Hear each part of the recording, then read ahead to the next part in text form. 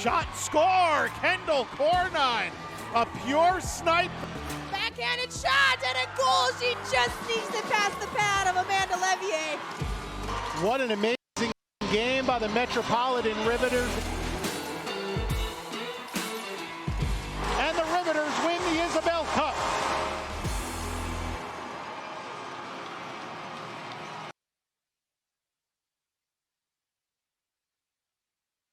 This third intermission. Happy Wednesday, everyone. And for anyone who is on the East Coast, we are experiencing a massive snowstorm right now, which is kind of exciting. And I hope that the snow stays through Christmas. I am Kate Whitman-Annis, Riveters General Manager. And today we have another Riveters rookie with us, our first round and overall draft pick, Yale alumni, activist, artist, defender, Saroya Tinker. Welcome, Saroya. Hey, thanks for having me on tonight. Excited to talk to you. Yeah, it's this is fun. So last week we had your college. Actually, you guys have played together for longer than college, right? Tara Hoffman.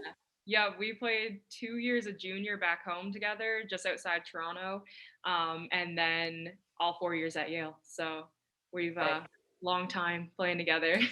Are you guys excited to be together professionally now? Like, this is so different. Yeah, definitely. I think throughout my career, Tara's always proven to be an ally of mine, and we've always stuck up for each other, and we know what's up with each other when we're on the ice. So as a defender and her as a goalie, I think we're comfortable. She's comfortable yelling at me now, and I'm comfortable with her. So if I mess up, I'm sure she'll be there to tell me.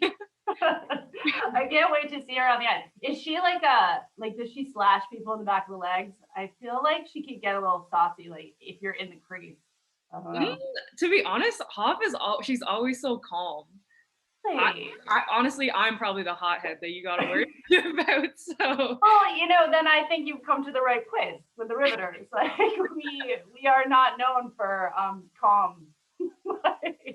Yeah, I'm pretty sure I was the highest penalized player in women's NCAA last year, maybe. So nice. So you joined Packer, and it will be great. Like, yeah. Now we have a forward and a defender, and yeah, nobody's messing with us. So no, not at all.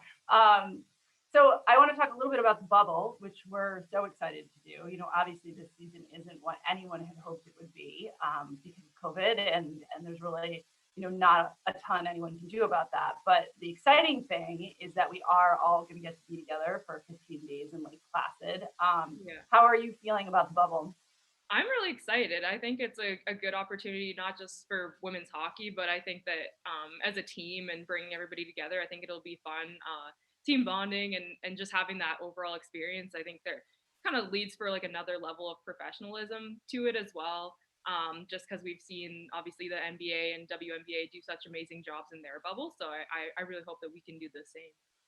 Right. Yeah. I mean, I think that the goal is to have a lot of fun, but I think putting on the just the level of hockey that's going to be played, and especially there, is so exciting. Have you been to Lake Placid before? Yeah, so when I was when I had made the Canadian U18 team, I played my 3-game series against the US there. So we had driven, we flew to Montreal and then drove to Lake Placid with the U18 national team. So I've played in the rink, so I'm excited to be back. Great, yeah. I've actually never played in it. I've figure skated in it.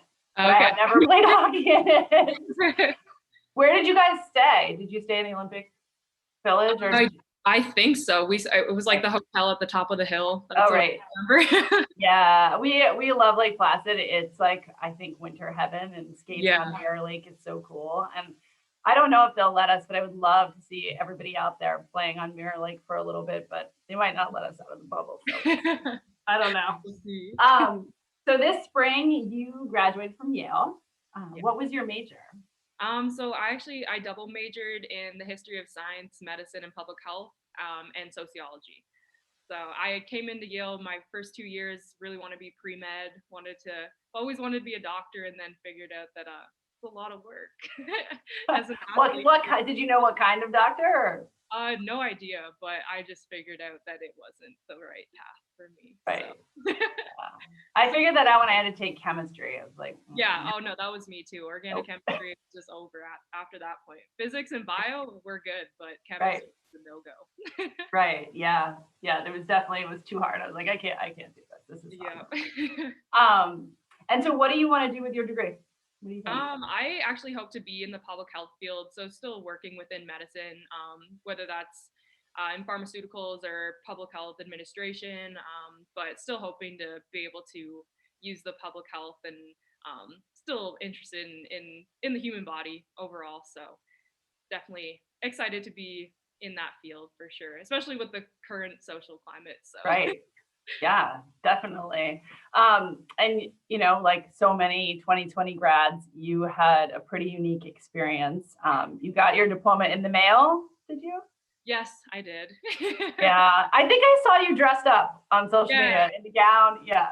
Yeah, my mom held my younger brother. He was in a 2-year program at a college at home, and we both graduated at the same time. So we had a little drive-by graduation celebration. So. And yeah, it's just I can't imagine having to finish school remotely like that. That's so tough. So in the spring, were you home or were you? Yeah, so I was supposed to go to Greece over spring break, so the first and second week of March, but got stuck at home for spring break, and then figured out that they weren't going to let us return either. So That was it. Yeah. I had about 3 outfits, and they were all like ready for Greece, so I was looking cute and everything. Didn't have any clothes at home. Right, in the winter in Canada. Yeah. Whole new wardrobe, and so some of my stuff is still in New Haven. So it's just such a bummer. I feel so much for the seniors. I work at a high school, and their my seniors experience was just so tough last year. Yeah, it was hard to finish at home, but at the same time, I think I'm grateful overall, just because I mean I could write my thesis in my own bed rather than in Yale library. So. Right. What did you write your thesis on? So I actually wrote my thesis on Black women and the history of how their bodies have been marginalized and just really just negative. We've had negative. Geez, I'm looking for the words right now, but just negative comments on Black women's bodies, especially within athletics. So I chose to focus my thesis on that. So I focused a lot on Serena Williams, what she's gone through, and just the history of Black professional female athletes. And then at the end, I also included an autobiography part about me and my own struggles within the athlete community and being a professional athlete now myself. So definitely something I was passionate about and enjoyed writing. All 55 pages of. Oh my gosh. Wow. But yeah, I definitely enjoyed my topic and was grateful to be able to do that within my major and stick with a topic that was interesting to me. So. Right. I mean, that's a good segue into, I wanted to talk with you about being an activist on social media and life in general, and how important that is to you. And what are you looking to accomplish with all of your work? Which is a really big question. Sorry. Yeah, I think I've always been a very outgoing and outspoken person. I'm pretty blunt. I usually tell people how it is. So I think within my family, everybody always knew that I was destined to speak up for something. But after being drafted, I kind of realized that the NW was able to give me a platform, and I was able to speak up. So with that, I was excited to be able to share my experience just on what I've experienced in hockey and sports in general. So I think overall, I realized that I might not have the same love for the game that I have in the past, but I also recognize that it's my job to create that path for other Black women and other females in sport in general, to make our way in the sport community. So definitely excited to speak up about that. Got my WNBA hoodie on, so. I like it. Yeah. Yeah, I mean, I think when we've talked, and I've talked a little bit about this over the past months, but it's so important that young children, boys and girls, see themselves in people that they look up to and are able to see someone that looks like them in a position of power, or just in a being a professional athlete. Like, I think that is so important. You've also worked with the Black Girl Hockey Club, and took their Get Uncomfortable pledge. So can you explain a little bit about what that is for the fans who don't know? Yeah, so Black Girl Hockey Club is a club. It's a small club that was started by Renee Hess in the California area. So she's kind of made her way up and kind of created a pathway for us Black women to be fans and players within the game. So that was really awesome to see. And my mom actually was the first one to find out about Black Girl Hockey Club and was able to share that information with me. And from there, I've just always wanted to be involved, and I find it to be a space that I can be myself and connect with other hockey fans, which I haven't always had. So that's always been a huge part of my career thus far, being pro, even though I haven't necessarily stepped on the ice yet, but just recognizing that I'm soon enough. It's coming soon. Yeah. So I've definitely been very blessed and thankful to have worked with Black Girl Hockey Club thus far. And then in July, you announced your own wellness and mentorship program. So how did that come about? Yeah, I mean, obviously COVID, everybody's looking for something to do, but I think for myself, I'm always looking to get better in some sort of way, no matter what it is, whether that's school, hockey, or other sports that I play. So for that, I really thought that developing a mentorship program for other young Black women in the game would definitely be beneficial, just because I know that I didn't have those friends and those people to talk to growing up. So are you really focusing on at the college level or at all levels? It's really all levels. So most of the girls I have are within the ages of 11 and 16, I would say. And just helping them find that path, whether that's finding that path to go to university or just finding ways to talk to their teammates and talk to their coaches about how they want to be treated in the dressing room, and how their coaches can be a huge part of their careers and the way that they love the game. So whether that's helping them send those hard emails to coaches, or prep for university calls and tours, but I'm open to all that, and I love having the girls reach out and be able to provide them with that information, just because it's something that I've gone through, obviously, and am passionate about. So it's exciting to see them reach out. And where would they find that? Where would they find the information to reach out?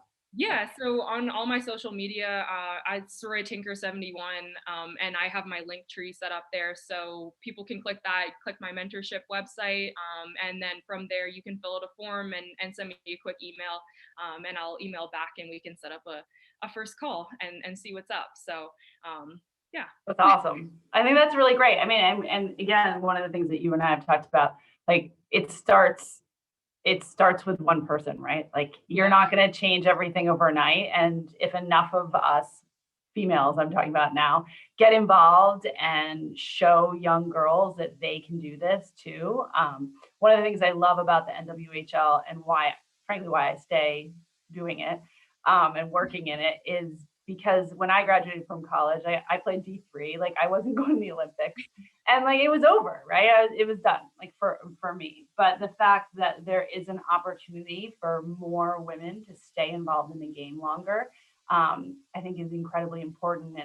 And one of the things that you don't realize until you get a little older is how much it means in your life outside of hockey, like what you learn on the ice and the lessons that you're teaching girls, like standing up for yourself, being resilient, being able to have uncomfortable conversations with your coaches and teammates will last. Those lessons last a lifetime. So I think it's incredibly important. So yeah, for sure. I love being able to just to give the girls that information, just because I feel like it's something that comes naturally for me. And I like the fact that they view me as a role model, and I'm able to give them that vision and show them that they're able to do it as well. Right. All right, so you recently posted some pictures on Instagram. I think of you skating on Lake Louise in Alberta, and it looks amazing. We don't have that here, unfortunately. It doesn't typically get that cold, nor do we have the mountains that you had there. But tell me a little bit about that. Like yeah. So it was like a bucket list thing for me to be able to go just on open ice in between the mountains and all that stuff. That was just awesome. But yeah, I had somebody want to do a little photo shoot. So I headed out there. It's about 2 hours from where I am, and was out there for a little while, just stick handling and whatever, and kind of just felt like a dream, really. So it was nice to have those pictures and be there and cross that off my bucket list, really. It is amazing. They're amazing pictures. I think we have some up right now, but they're really, really beautiful. I always see the Minnesota players doing that. I get so jealous. Maybe we could do it at Lake Placid. Yeah. And so, you know, on your Twitter and Instagram, you also see a lot of art. So you are an artist. What is your favorite medium to work in? To be honest, I draw, I paint, everything along those lines. But I think really after my Yale career was done, I really thought of painting in most senses. You paint at college? I didn't actually. So Okay. I guess a little background story on my art. I always made sure to be in an art class in high school. My mom is pretty good at art. My mom's a pretty good painter. Shout out to Mandy. She'll like that. But my mom is an awesome artist too. So throughout high school, I just kind of I painted throughout high school, and then once I decided to go to college for hockey, I kind of put everything down and forgot about it. But since coming back in March, I was like, okay, let's go get some canvases and see what I can do again. And since then, So you're doing all of that without having really done it for 4 years? That's impressive. Yeah, I love it. So I think they're beautiful. I love it. Thank you. So. Yeah. And who are your inspirations? Your mom. To be honest, I follow a lot of artists on Instagram and whatnot, but I think a lot of it just comes from, a lot of my paintings mean a lot to me, just in terms of like the artists I paint, like Lauryn Hill's one of my favorite musicians, and just other people. Obviously you see a lot of Tupac, my boyfriend loves Tupac, so I end up painting a lot of those. And just like the body work. Again, I guess my body paintings go back to my thesis and just that autobiography part of just not knowing where I fit in, and always struggling in terms of body image throughout my career and being an athlete. So I think that I love painting body figures and those poses just because they're perfect the way they turn out, because I mean, everybody's different, and you can't tell if it's wrong. You can't tell if a curve's wrong just because everybody has their own. So I think that's why I enjoy doing the body pieces. I said that to my husband. I was like, we're getting one of these. We're going to find a spot to hang that in our house. But I love it. For sure. Yeah. And I mean, since I've posted, everybody seems to love my artwork, and I've had a lot of requests. So that's been exciting to see as well. That's awesome. We have so many talented people on the Riveters. It's crazy. Like, so do you sing too? Tell me you don't sing.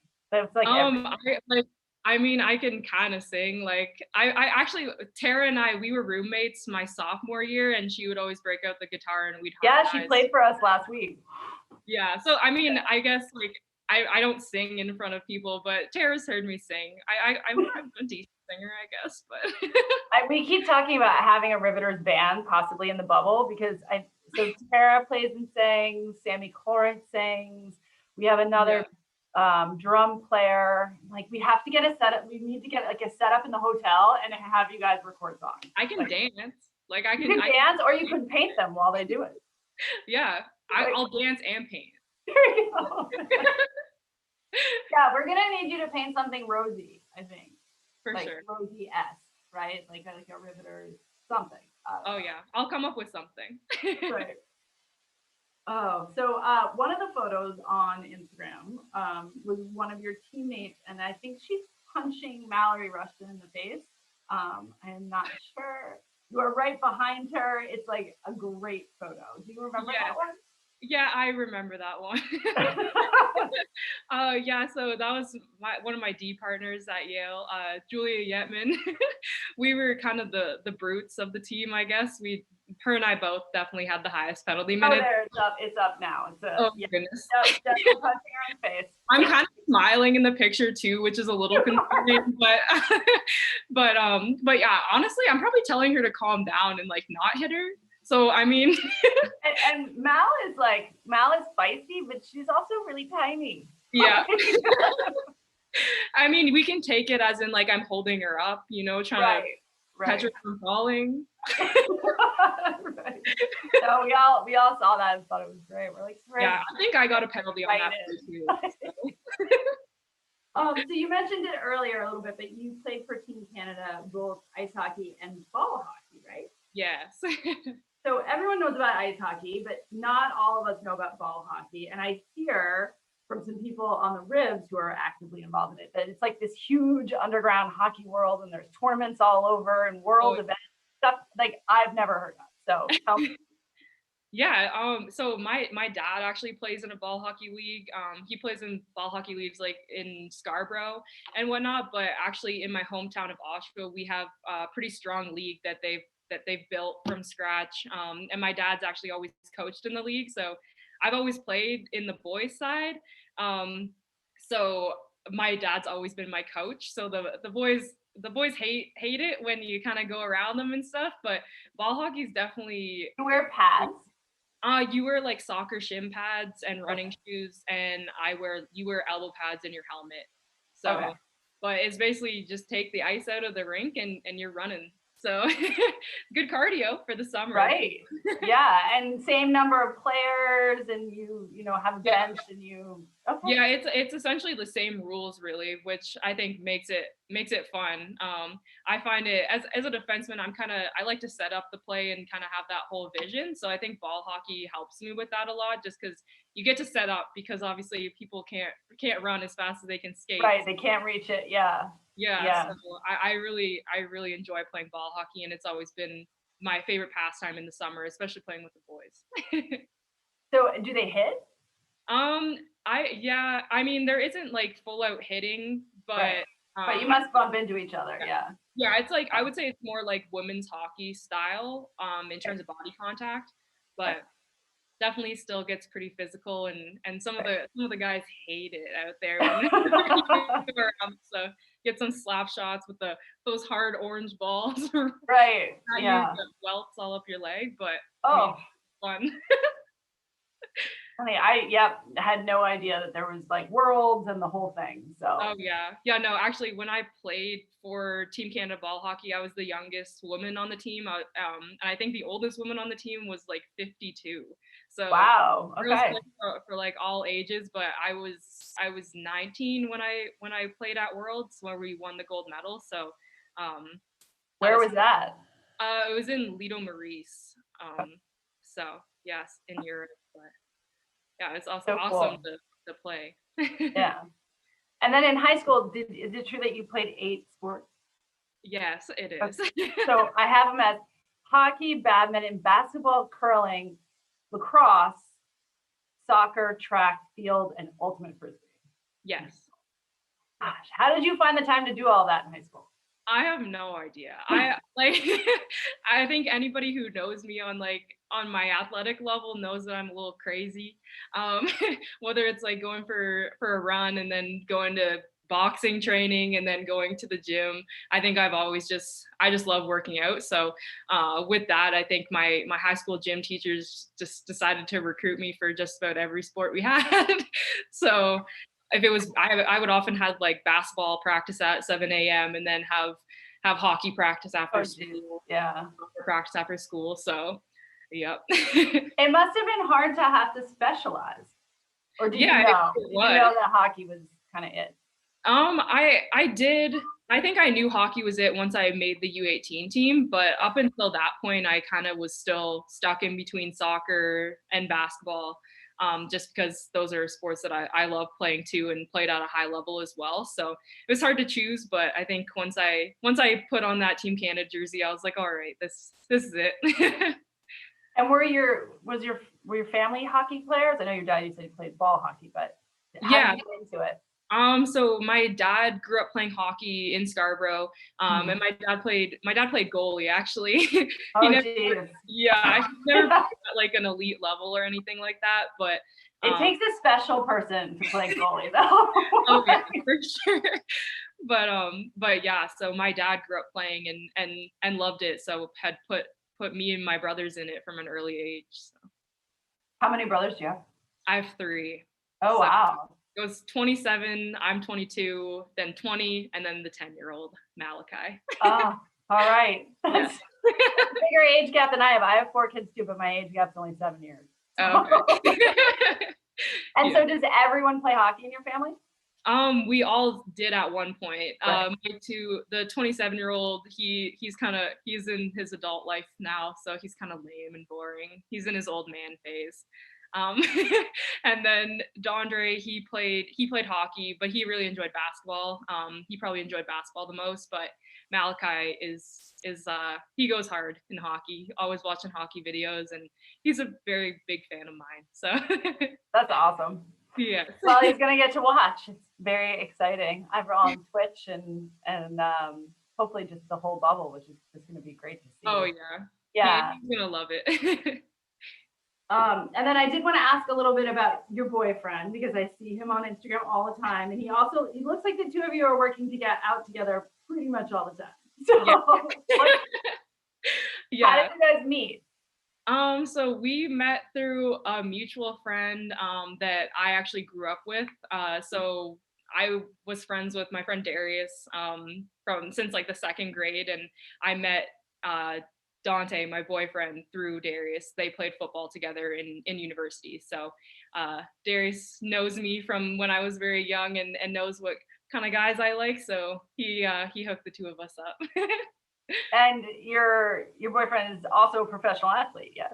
Yes, so he's signed with the Ottawa Red Blacks in the CFL. So we're always being active in some sort of way. We have our little home gym set up. I saw that. Yeah. It's good. Yeah, so we've definitely made a huge effort to be active together, and it's a huge part of our relationship, really, just because we enjoy that, and we hold each other accountable if we're not going hard enough in the gym and stuff like that. So that's been awesome. And actually, my boyfriend actually played hockey when he was younger. He played with Matt Dumba. Actually, he went to college in Calgary, so he can keep up with me. If anyone saw my Instagram story from last night on the ice, so he's trying to race me and stuff, but he's gonna lose. So it's okay. And did he have a season? Was their season the same, like in the fall? Yeah, so he actually didn't have a season. There's no CFL season this year, so we just kind of got to wait and see on his end, but still going hard. We boxed. Great, I was gonna say, what did you guys do to stay in shape? Yeah, we box together 3 times a week, Monday, Wednesday, Fridays. Boxing is really hard. I did it a couple times with my husband, and we were like, this is like painful. After 2 minutes, you're dying. You're like, I only did this for 2 minutes. I know. Yeah, so we definitely go hard at boxing, and usually on our boxing days we make those days 2-a-days, so we end up in the gym at night as well. So and then whenever we choose to work out at home, because we have a whole rack in our apartment. So right. Oh my gosh. Yeah. Wow. So what's he gonna do while you're here? I don't know. He told me he's watching every shift. I'm sure I'll probably get a full game report every night. He'll let me know if I play bad. You can send that over to me, and we'll work it into the game recap. He's a pretty active guy. He's not even home right now. He's out snowboarding. So he was actually, if it wasn't a bubble, he'd probably be in Lake Placid snowboarding somewhere if he was allowed to be. So it's Whiteface is great. Whiteface is a lot of fun to ski snowboard. So and he's pretty good too. So I mean, all the power to him. But all right, so I think we are getting to the end of just chatting. I do have something we do at the end of each one, which is called the lightning round. So I'm going to ask you a bunch of questions and just answer whatever comes to mind. All right. All right. So if you had a superpower, what would it be? To turn back time so I could do more workouts. I was like, that could get dangerous. You don't want to change anything too much. That's true. Yeah. Maybe just give myself, be able to have a few more hours in the day. That might help. There was a TV show when I was growing up, and I can't remember what it was called, but they used to like clap their hands and it would pause time. So they could like go and do their exam or do their workout and then come back. And I always was like, that's amazing. I need that. That's what I need. Yes. I need that in my day where I can go like do all my work and then, come back and everyone's still sitting at the breakfast table. Yeah, that would definitely be handy. It would. What's the best money you ever spent? So the best money? Mm-hmm. It doesn't have to be a lot. It can be anything. Jeez. I don't know, like a really good bacon, egg, and cheese. Those are my favorite. Oh, geez. Yeah, I mean, I think on Yale's campus, there's a place called Donut Crazy, and they have maple bacon donuts. I feel like that sounds very Wow. Canadian, but Yeah. I don't even want to know how much money I spent in Donut Crazy over my 4 years. So I'm craving an iced coffee and a maple bacon donut from Donut Crazy. That sounds amazing. It does. What's your favorite movie? My favorite movie, I'm gonna say Bad Boys. All right. The first one? Yeah. First one's better than the second. Yeah. Yeah. Song that you blast in the car and scream sing. There's plenty of those. Right. Currently, it's probably "Welcome to the Party" by Pop Smoke, if I'm being completely honest with everyone. What is the last TV show you watched? I'm in the midst. My boyfriend and I were watching Power right now. We're finishing up. We got like 5 episodes left, so we're hooked on that right now. I don't even know what it is. Is it good? It's I'm basically, always looking for it's based out of New York, so Okay. yeah, it's basically a bunch of drug dealers in New York. It gets pretty intense. So. All right, best place you've ever traveled, international or domestic? I am going to have to go with Calgary, honestly. I had been here once at Winsport to be with Hockey Canada, but didn't really get to see much. But ever since I've moved out here at the beginning of the summer, I absolutely love it. I love all the mountains. There's so much to do. Like you can rollerblade. It's like the cold version of California. That's how I would describe it. I like that. That's a good version of it. What's your favorite non-hockey activity? Boxing. Do you have any pets? No, I do not have any pets. My boyfriend has a dog. Her name's Tiki. What kind of dog? He's a little terrier. Very cute. Hidden talents that we have not spoken about yet. I mean, I guess everybody knows I can paint now. Not many people knew that before. But I like to write. I like to think I'm a good writer. But yeah, I journal a lot. I think that's a huge part of my mental health. So I don't know if my poems are any good, but I think it's good. I mean, being a strong writer is like one of the best skills you can have throughout your entire life. So yeah. it's so important, right? Being able to express yourself and make it a point or an argument in a cohesive, like coherent manner, like makes sense. Yeah. So. I always make an effort to be well spoken, or at least I like to think so. Well, I think you are. How's that? There you go. What's something that fans don't know about you but should?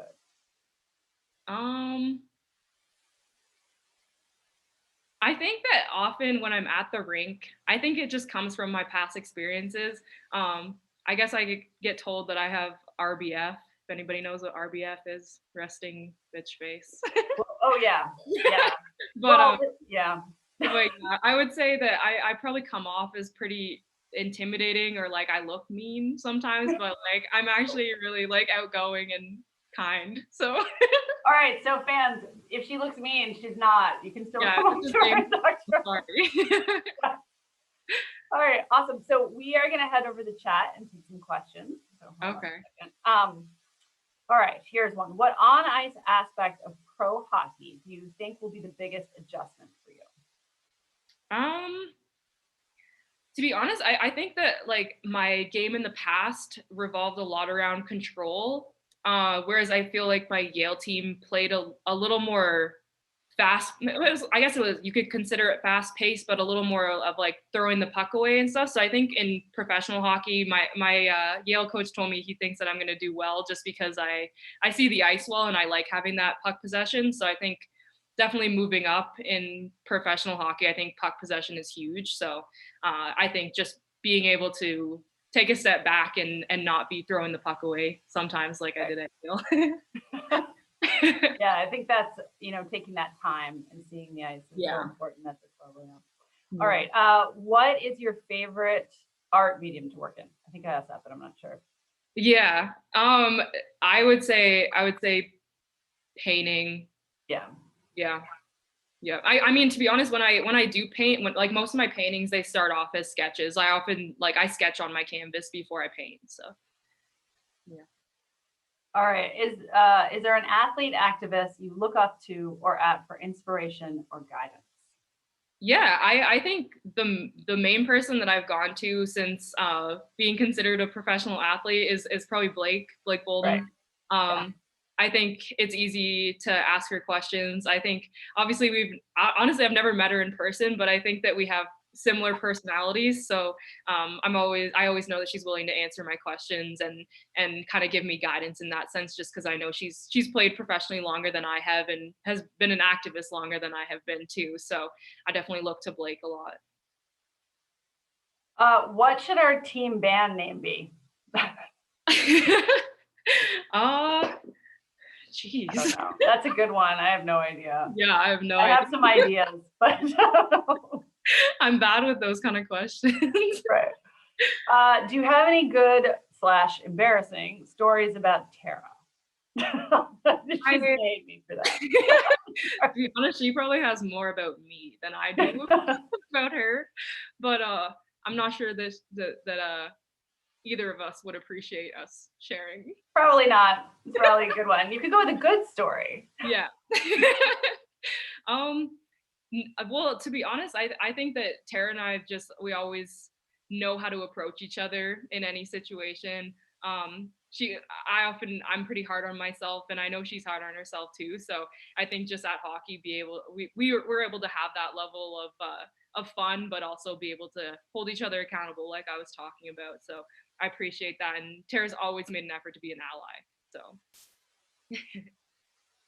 Other than maple bacon donuts, what's your comfort food?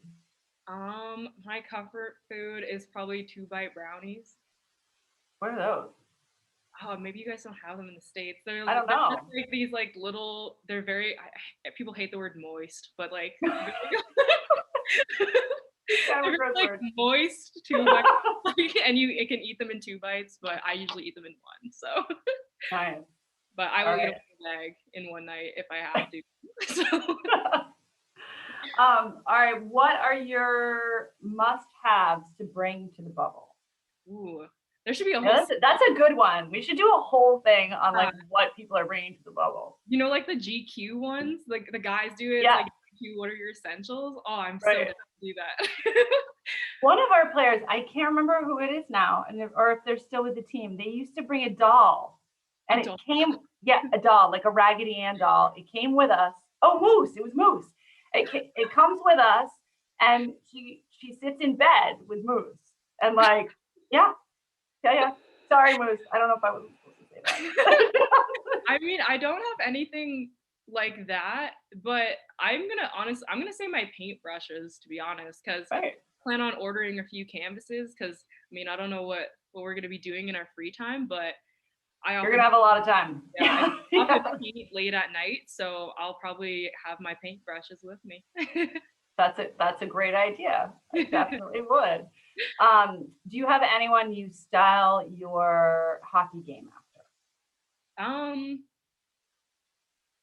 Not anymore. I feel like before I played at Yale, I feel like a lot of people compared my game to PK, but I think that was just because I took a lot of risks and was going at the end and stuff like that. So I think I've kind of developed my own style, and but definitely look up to. I like Letang. I like PK too.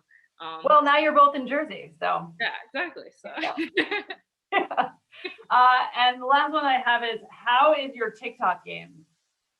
My TikTok game is at 0. Mine too. I don't. Yeah, it sounds bad, but I see my 10-year-old brother on TikTok, and I'm just like, man, I miss Vine. I don't feel that old, but I guess that makes me old.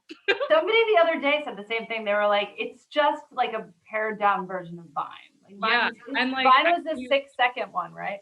yeah, I love Yeah. Vine. Like I remember Yeah. Vine at that age, but I can't get with the TikTok dances and stuff. I can't do it. It's like a thing, and we talk about it all the time. And now we finally created a Riveters TikTok, but I think we need a player to like take over because I'm not doing TikTok.